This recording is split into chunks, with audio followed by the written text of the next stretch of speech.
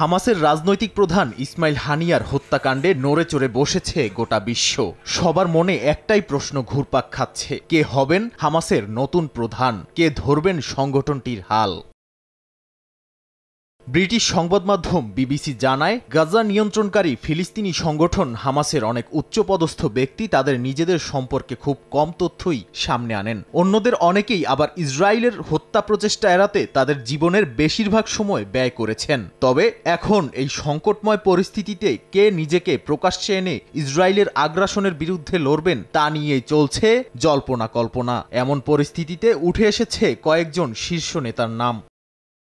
গাজা উপত্যকায় হামাস আন্দোলনের অন্যতম শীর্ষ নেতা ইয়াহিয়া সিনোয়ার। তিনি মাজদ নামে পরিচিত হামাসের নিরাপত্তা পরিষেবার প্রতিষ্ঠাতা। 1962 সালে জন্ম নেয়া এই নেতা এখন পর্যন্ত 3 বার গ্রেপ্তার হয়েছেন। 1988 সালে তৃতীয়বার গ্রেপ্তারের পর হামাসের এই নেতাকে 4 বার যাবজ্জীবন কারাদণ্ড দেয়া হয়। তবে হামাস ইসরায়েল বন্দি বিনিময়ের মাধ্যমে তিনি মুক্তি পান এবং গাজায় ফিরে আসেন। 2017 সালে গাজা উপত্যকায় স্বাধীনতাকামী এই গোষ্ঠীটির রাজনৈতিক ব্যুরোর প্রধান নিযুক্ত হন। প্রিয় নম্বর সেট করে বিকাশে সেন্ড মানি করুন ফ্রি। হামাসের সামরিক শাখা ইজাল দিন আল কাশেম ব্রিগেডের নেতৃত্বে রয়েছেন মোহাম্মদ দেইফ। তিনি এমন একজন ছায়া ব্যক্তিত্ব যিনি ফিলিস্তিনিদের কাছে দ্য মাস্টার মাইন্ড এবং ইসরায়েলিদের কাছে দ্য ক্যাট উইথ 9 লাইফস নামে পরিচিত। যখন হামাসের প্রতিষ্ঠা ঘোষণা করা হয়, তিনি বিনা দ্বিধায় এই দলে যোগ দেন। মোহাম্মদ দেইফের ডান হাত নামে পরিচিত মারওয়ান ইসা। তিনি ইজাল দিন আল কাশেম ব্রিগেডসের ডেপুটি কমান্ডার ইন চিফ এবং হামাসের রাজনৈতিক ও সামরিক ব্যুরোর সদস্য। খুব কম বয়সে হামাসের কার্যকলাপের সঙ্গে জড়িত থাকার অভিযোগে প্রথম ইন্তিফাদা চলাকালীন ইসরায়েলি বাহিনী তাকে আটক করে এবং এরপর 5 বছর বন্দী করে রেখেছিল।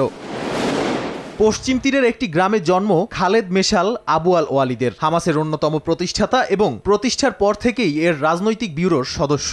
1996 এবং 2017 সালের মধ্যে তিনি রাজনৈতিক ব্যুরোর সভাপতিত্ব গ্রহণ করেন এবং 2004 সালে শেখ আহমেদ ইয়াসিনের মৃত্যুর পর এর নেতা নিযুক্ত হন।